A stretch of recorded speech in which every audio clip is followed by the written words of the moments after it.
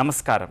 అరచేతిని అడ్డుపెట్టి అరుణోదయాన్ని ఆపలేరన్నట్టు ఎన్ని అడ్డుకట్టలు వేసినా ఘనమైన తెలంగాణ చరిత్రను మరుగున పడివేయలేరు.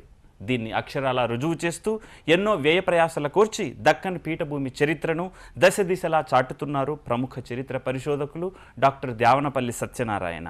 ఆయన చారిత్రక పరిశోధనలను వారం వారం మన చరిత్ర కార్యక్రమం ద్వారా ప్రసారం చేస్తోంది మీ దక్కన్ టీవీ. ఈ వారం మహబూబ్ నగర్ జిల్లాలోని శ్రీరంగాపురం చారిత్రక విశేషాలను తెలియజేయడానికి సిద్ధంగా ఉన్నారు మన ద్యావనపల్లి వారు. ఆయన అడిగి మరిన్ని వివరాలు తెలుసుకుందాం. నమస్కారం సార్. నమస్కారం అండి. సార్, మనం ఈరోజు మహబూబ్ నగర్ జిల్లాలోని శ్రీరంగాపురం ప్రాంత యొక్క విశేషాలు తెలుసుకోబోతున్నాం.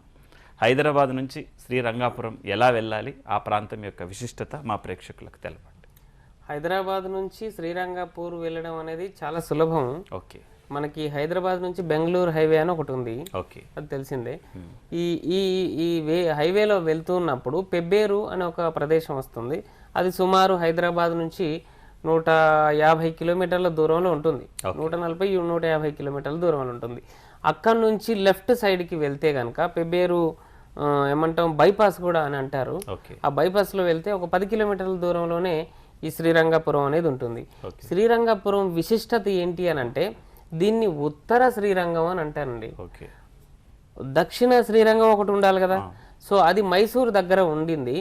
శ్రీరంగపట్నం అంటారు దాన్ని. ఈ శ్రీరంగపట్నంలో ఉన్న శ్రీరంగనాథుని దేవాలయం ఏదైతే ఉందో అది భారతదేశంలో మొత్తంలో పెద్ద దేవాలయం అనమాట. అది అంటే 1 కిలోమీటర్లు పొడవు, 1 కిలోమీటర్ వెడల్పు, అంత వైశాల్యంలో ఉంటుంది. సో దాన్ని 1662వ సంవత్సరంలో, అంటే ఇప్పటికి సుమారు 350 సంవత్సరాల కిందట వనపర్తి సంస్థానం అనేది ఒకటి ఉండేది. ఆ వనపర్తి సంస్థానపు రాజు అష్టభాషా బాహిరి గోపాలరావు ఆయన పేరు, రాజు పేరు. సో ఈ రాజు ఆ శ్రీరంగపట్నం సందర్శించి దాన్ని చూసి ముగ్ధుడై అట్లాంటిది నా రాజ్యంలో ఎందుకు ఉండకూడదు అని దీన్ని కట్టించాడు అనమాట 1680 ప్రాంతంలో. సో అంటే ఆ విధంగా అంటే భారతదేశంలో అతిపెద్ద దేవాలయానికి ఇదొక మాతృక ఇక్కడ ఉండడం అనేది దాని విశిష్టత. సార్, శ్రీరంగాపురం ఇప్పుడు మహిమాన్విత దేవాలయం అని అనుకుంటున్నాం. ఆ ప్రాంతం యొక్క చారిత్రక నేపథ్యం ఏంటి? ఇంతకుముందు ఒకటి మెన్షన్ చేశాను నేను. ఇది వనపర్తి సంస్థానం కింద వచ్చే దేవాలయం, అతి గొప్ప దేవాలయం. వనపర్తి సంస్థానం అనేది ఆనాడు ఇక్కడ గోల్కొండ రాజ్యం అనేది ఉంటుంది. 17వ శతాబ్దం మాట. నిజానికి 1517లో ఈ సంస్థానం వనపర్తి సంస్థానం అనేది ఏర్పడింది. వీరకృష్ణారెడ్డి అని కడప జిల్లాలో జనంపల్లి అనే ప్రాంతం నుంచి వీళ్ళు మొటాటి రెడ్లు, మొటాటి అనేది ఒక రెడ్డి శాఖ, అక్కడ నుంచి వీళ్ళు ఇక్కడికి వచ్చి ఈ శ్రీరంగపురం పక్కన సూగూరు అని ఉంటుంది. ఈ సూగూరు రాజధానిగా చేసుకొని వీళ్ళు పరిపాలించడం మొదలు పెట్టారన్నమాట 1517లో. ఇంకొక 2 సంవత్సరాలు అయితే 500 సంవత్సరాల కిందట అన్నమాట. 500 సంవత్సరాల కింద ఈ సంస్థానం ప్రారంభమైన తర్వాత ఒక 150 సంవత్సరాలకి వాళ్ళు బాగా పాదుకున్నారు. గోల్కొండ కుతుబ్షాహీ సామ్రాజ్యంలో వీళ్ళదొక సంస్థానం. అయితే వీళ్ళకు చాలా ఏమంటాం ఆ ప్రాంతం మీద కంట్రోల్ ఉండింది. ఆ ప్రాంత అభివృద్ధికి పాటుపడ్డారు. ప్రాంత ప్రజల ఏమంటాం మన్ననలు పొందిన తర్వాత ఎస్టాబ్లిష్ కావడం జరిగింది. ఒక 150 సంవత్సరాల తర్వాత 1517 నుంచి 150 సంవత్సరాల వరకు అప్పుడు గోపాలరావు అనే రాజు ఉండేవాడు. ఆయన తీర్థయాత్రలు చేశారు, మహాభక్తుడు. ఈ భక్తుడు తీర్థయాత్రలకు వెళ్ళి అది చూడడం జరిగింది. ఏది? శ్రీరంగపట్నం, మైసూరు దగ్గర, కర్ణాటక రాష్ట్రంలో ఉంది. అది చూసి అక్కడ ఏంది అని అంటే గొప్ప విశేషం, దేవాలయం గొప్పది మాత్రమే కాదు, అంటే శిల్పకళా సౌందర్యము పెద్దది మాత్రమే కాకుండా దాని 3 పక్కల కావేరీ నది పారుతుందండి, 3 పక్కల. సో అంటే నేచురల్ బ్యూటీ కూడా ఉంది అన్నమాట, ప్రకృతి రమణీయత ఉంది, భక్తి ఉంది, తర్వాత శిల్పకళా సౌందర్యం ఇదంతా ఉండింది. సో దాన్ని చూసి ముగ్ధుడై ఇదే మహారాష్ట్రంలో ఒక రెప్లికా చేయాలంటే ఏం చేయాలి అని అనుకొని అక్కడి శిల్పులు కావాలి. అది వైష్ణవ మతం. శ్రీరంగ స్వామి అంటే శ్రీరంగనాథ స్వామి వైష్ణవ మతానికి సంబంధించిన దేవుడు. సో ఆయన వస్తూ శ్రీరంగం నుంచి తర్వాత తిరుపతి నుంచి ఈ వైష్ణవ భక్తులను తీసుకొని వచ్చాడు, వైష్ణవ పండితులను తీసుకొని వచ్చి ఆగమ శాస్త్రాలు అవన్నీ చదివించి, ఇది 1662వ సంవత్సరం మాట. ఒక 4 ఆయన అక్కడ పండితులందరికీ ఇక్కడ ఆశ్రయం కల్పించి వాళ్లకు గెస్ట్ హౌసెస్ కట్టించి అక్కడ ఉంచి వాళ్ళ పాండిత్య ప్రకర్షణ ఉపయోగించి ప్లాన్స్ వేయించాడు. సో ఈయన కూడా చేసిన గొప్ప పని ఏంటంటే అక్కడ కావేరి నది ఉంది కదా, ఇక్కడ కూడా ఒక నది ఉంది. ఏది ఇప్పుడు మనం చెప్పుకుంటున్న శ్రీరంగపురంలో ఒక చిన్నదంటే ఒక పెద్ద వాగు.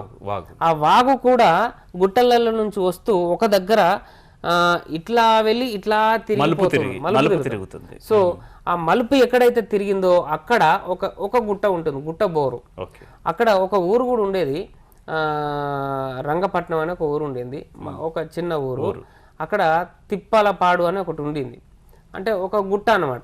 సో ఆ గుట్ట దగ్గర ఆయన సరే ఒక పురాణం కూడా చెప్తారు, ఒక గద్ద అంటే స్వామివారి ఆయన కలలో వచ్చాడు రంగనాథుడు వచ్చి నేను గద్ద రూపంలో తిరగాడతా, అది ఎక్కడ వాలితే అక్కడ నువ్వు దేవాలయం కట్టించుకో అని చెప్పినాడు అని. అక్కడ అక్కడ పుట్టలో తవ్వితే ఈ శ్రీరంగనాథస్వామి విగ్రహం బయటకు వచ్చిందని. సో దాన్ని ఈయన మళ్ళీ పెద్దగా చెక్కించి చేయించాడు. ఈసారి ఇవన్నీ పురాణం, కానీ చరిత్రకు పురాణం పొసగదు. అయితే అక్కడ నేచురల్ బ్యూటీ మాత్రం ఒకటి ఉంది. గుట్టలు ఉన్నాయి, గుట్టల నుంచి వాగు వస్తుంది, ఒక దగ్గర 3 మలుపులు తిరుగుతుంది.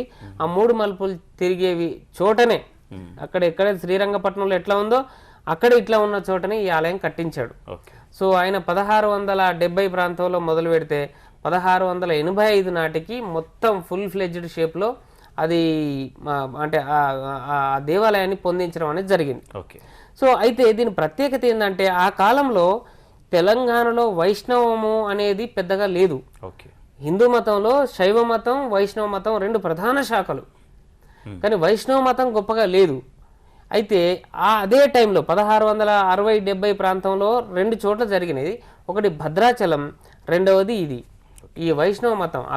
ఆయన కూడా భద్రాచలాన్ని కట్టించింది మనకు తెలుసు శ్రీరామదాసు. ఈ రామదాసు ఈ వైష్ణవ పండితుల్ని తీసుకొచ్చింది అక్కడి నుంచే, ఏది మన శ్రీరంగపట్నం మైసూర్ దగ్గర. అక్కడ ఈయన కూడా అక్కడి నుంచే తీసుకొచ్చాడు. చూడండి అక్కడ భద్రాచలం రామాలయం ఎంత గొప్పదో తెలుసు, ఇక్కడ రంగనాథాలయం, అక్కడ రామాలయం, ఇక్కడ రంగనాథాలయం, 2 వైష్ణవాలయాలు. అయితే ఇంకొక పైమెట్టు ఈ భద్రాచలం రామాలయం కంటే కూడా శిల్పకళ విషయంలో సౌందర్యం విషయంలో శిల్పకళా సౌందర్యం విషయంలో ఈ శ్రీరంగపూర్ రంగనాథ స్వామి ఆలయం ఇంకా గొప్పగా ఉంటుంది.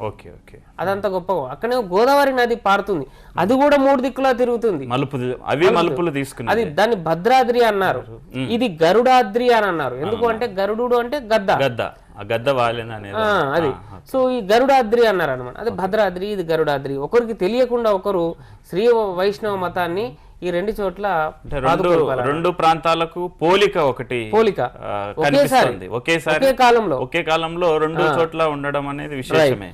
అయితే మీరు చరిత్ర గురించి అడిగారు కాబట్టి ఇప్పుడు శ్రీరంగనాథ స్వామి ఆలయంలో గోపురంలోకి వెళ్ళేటప్పుడు మనకు లెఫ్ట్ సైడ్ ఒక శాసనం కనిపిస్తుంది, ఒక శిలాశాసనం రాజులు వేయించింది. అది 1909లో వేయించిన శాసనం. సో దాంట్లో ఈ వనపర్తి సంస్థానపు రాజుల చరిత్ర అంతా ఉంది అన్నమాట. ఎవరెవరు మొట్టమొదటి వీరకృష్ణారెడ్డి, ఆ తర్వాత సవై వెంకటరెడ్డి ఈ రాజధానిని కొత్తకోటకు మార్చడం, కొత్తకోట నుంచి శ్రీరంగపురానికి మార్చడం, శ్రీరంగపురంలో ఈయన గోపాలరావు ఈ దేవాలయాన్ని కట్టించడం, తర్వాత మళ్ళొక 150 సంవత్సరాలకి అదే వంశంలో రామకృష్ణారావు అనే ఆయన పుట్టడం రాజు. ఆయన పోయిన తర్వాత ఆయన భార్య ఇంకా గొప్ప సేవ చేసిందండి. ఆమె రాణి శంకరమ్మ అంటారు. ఆమె కూడా ఎన్ని కట్టడాలు కట్టించింది. ఆ తర్వాత వాళ్ళు ఎవరెవరు 1909 వరకు కూడా అది ఆ చరిత్ర అంతా కూడా అక్కడ ఉంది అనమాట. ఎవరెవరు గొప్ప వాళ్ళు ఏమేమి చేసినారు అన్న ఇది. సరే, ఇప్పుడు ఈ శ్రీరంగనాథుడు దేవుడు ఆయన సతీ సమేతంగా ఉన్నారా? సతీ ఆమె పేరు ఆ చుట్టూ ఆ దేవాలయాల్లో ఇంకా ఆ ప్రాంగణంలో ఇంకా అవును, మనకి పోగానే 2 స్తంభాలు పెద్దవి కనిపిస్తాయండి. అది స్వాగత తోరణంగా కనిపిస్తుంది. మనం లోపలికి వెళ్ళిన తర్వాత లెఫ్ట్ సైడ్ తోట ఒకటి కనిపిస్తుంది, అంటే రాజులు పెట్టించినప్పటిది. ఆ తోట దాటగానే 2 అమ్మవార్ల దేవాలయాలు కనిపిస్తాయి. ఒకటేమో గోదాదేవి ఆలయం అని అంటారు, ఇంకొకటేమో ఈ ఆడవాళ్ళు అంటే ఆండాలు సన్నిధి అని అంటారు. ఆండాలు అనేది ఈ వైష్ణవ మతానికి సంబంధం. ఈ రెండిట్లను కట్టించింది కూడా వీళ్ళ ఆడదేవతలు కదా. గోదాదేవి అనేది ఈ వైష్ణవ మత గురువులు 12 మంది ఉంటారండి. వాళ్ళని 12 ఆలువార్లు అని అంటారు. అందులో ఒకే ఒక ఆమె లేడీ స్త్రీ, ఆమె పేరు గోదాదేవి. ఆమె సన్నిధి అని అంటారు, అంటే అదొక దేవాలయం. తర్వాత ఇంకొకటి ఆండాలు సన్నిధి, అంటే మరి ఆండాలు కూడా అక్కడి వారసత్వం మనకి, అంటే కర్ణాటక తమిళనాడు వారసత్వం. అయితే ఈ ఇద్దరి ఆడదేవతలకు ఆలయాలను కట్టించింది రాణి శంకరమ్మ. ఇప్పటికీ 200 సంవత్సరాల కిందట అవి కనిపిస్తాయి. అది కనిపించిన తర్వాత ఒక విశిష్టమైన స్థలం ఇక్కడ ఏంటి అని అంటే 12 ముఖాల కోనేరు ఉంటుందండి, పెద్ద దిగుడు బావి. మనం ఎక్కడ ఇవి చూస్తామంటే రాజస్థాన్ లో మనకు కనిపిస్తాయి ఇవి.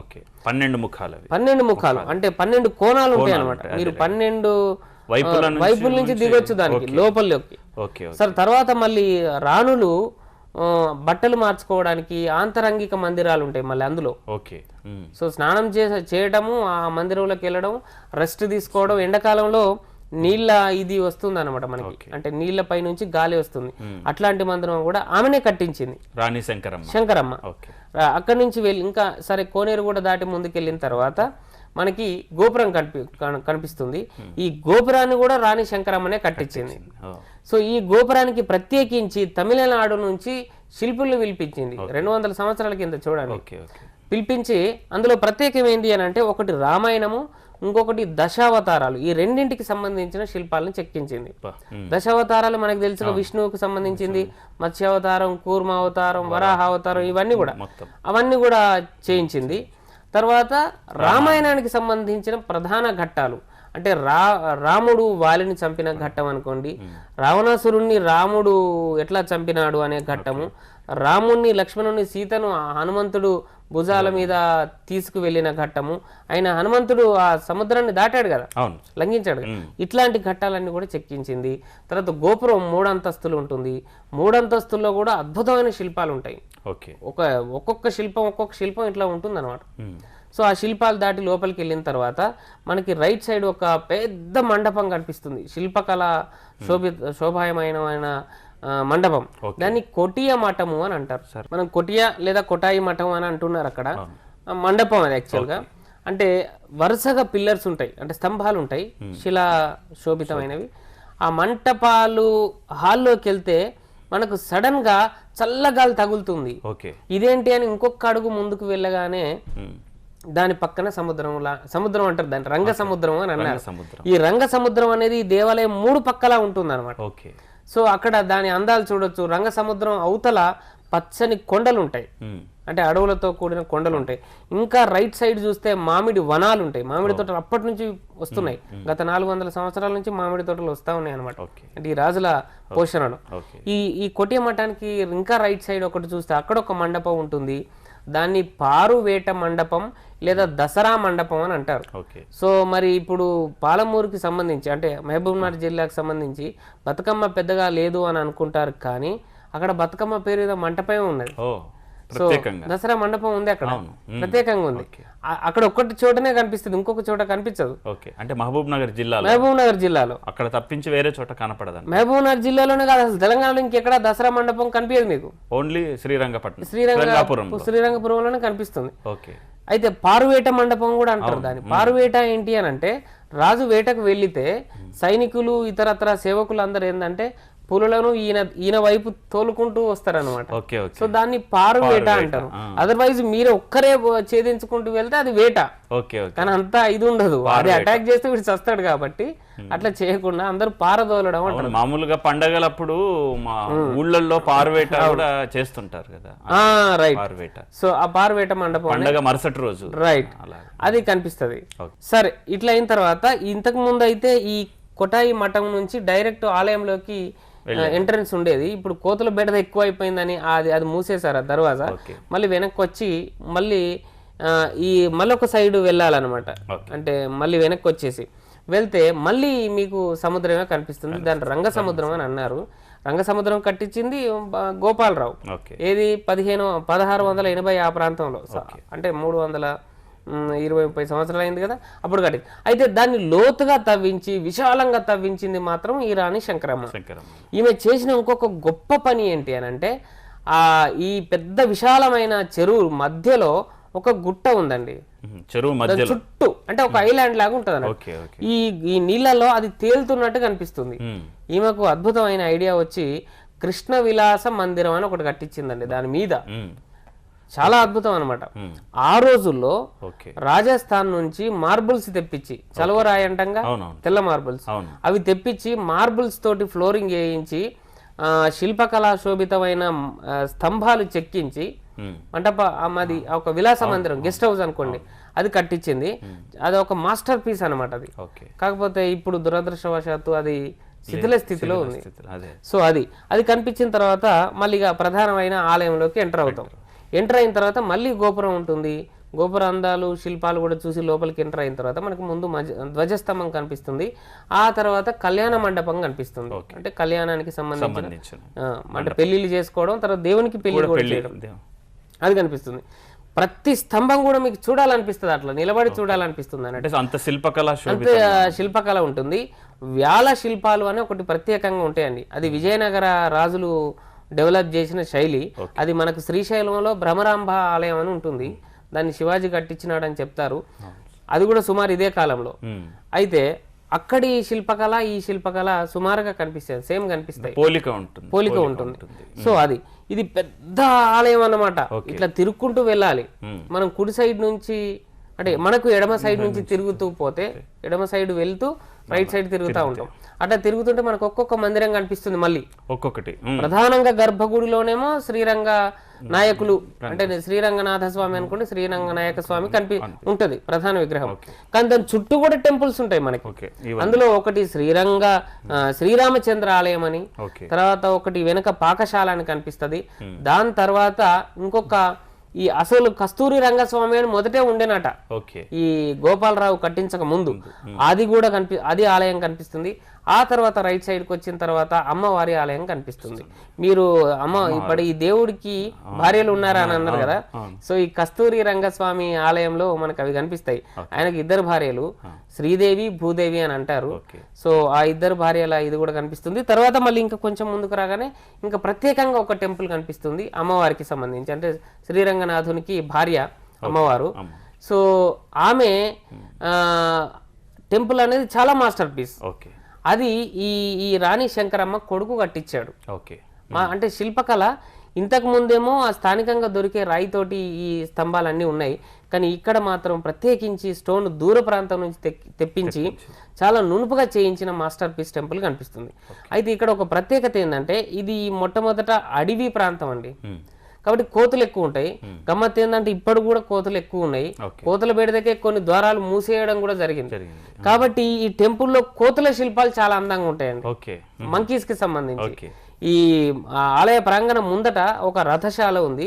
పెద్ద రథం ఉంటుంది అన్నాడు, ఒక సాలిడ్ టేక్ వుడ్ తోటి చేసింది. అయితే దాంట్లో కూడా కట్టె శిల్పాలు, దారు శిల్పాలు అంటాం.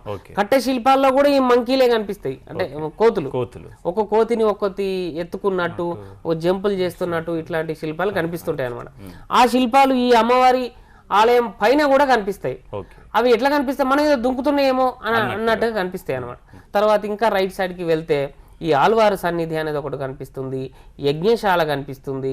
ఇట్లా చాలా విశేషాలు మనకు కనిపిస్తాయి. ఒక్కొక్క స్తంభాన్ని కూడా మనం చూస్తూ నిలిచిపోవాలన్నంత అద్భుతంగా చెక్కిన శిల్పకళ కనిపిస్తుంది అనమాట. సో ఇది అక్కడి అంటే శిల్ప సంపద. ప్రధానంగా ఆలయంలో ఇంత శిల్పకళ అనేది చాలా గొప్పగా ఉంది అని చెప్తున్నా. సరే, ఇప్పుడు ఈ శ్రీరంగాపురం ఉంది కదా, ఈ చుట్టుపక్కల ఇంకేమైనా ప్రధానమైనటువంటి చెప్పుకోదగ్గ ఆలయాలు, చారిత్రక స్థలాలు ఉంటే చెప్పండి. ఈ శ్రీరంగపురం ఒకప్పుడు వాళ్ళ రాజధాని అని అనుకున్నాం కదా.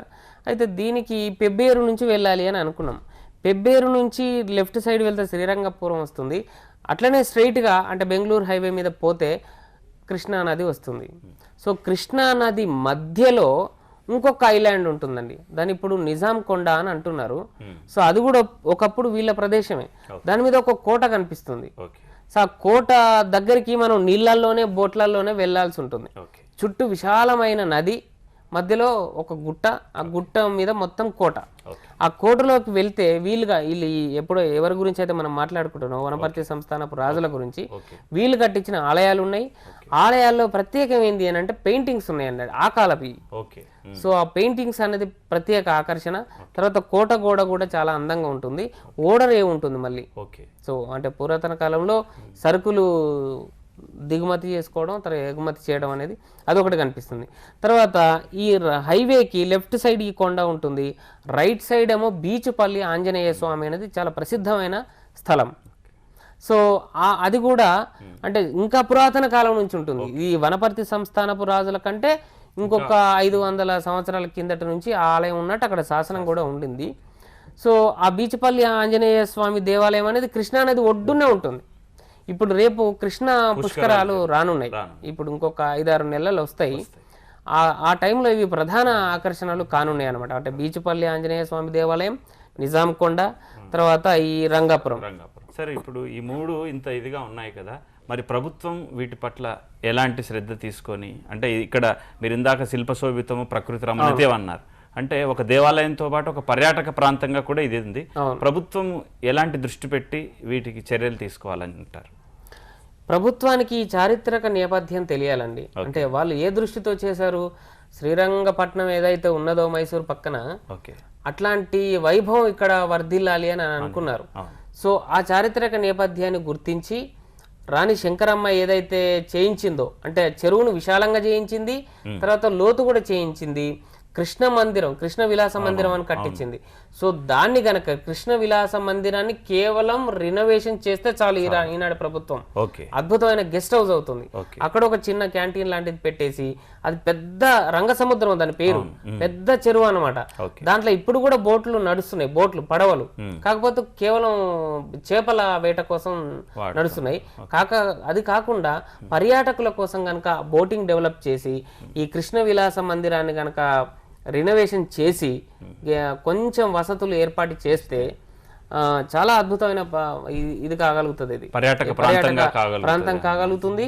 ఈ నిజాం కొండ కూడా ఒక ఐలాండ్ టూరిజం మీరు చెప్తుంటే కళ్ళ ముందు చాలా గొప్పగా కనిపిస్తుంది. చూడండి, దానికి మన చుట్టూ నీళ్లు ఉంటుంది, అక్కడికి మనం బోట్లో వెళ్తాము, అక్కడ ఎంత అంటే చుట్టూ అంటే నీళ్ళ మీద నుంచి వచ్చే ఆవిరిని మోసుకొచ్చే గాలులు మనకి ఎంత చల్లదానాన్ని హాయినిస్తాయి.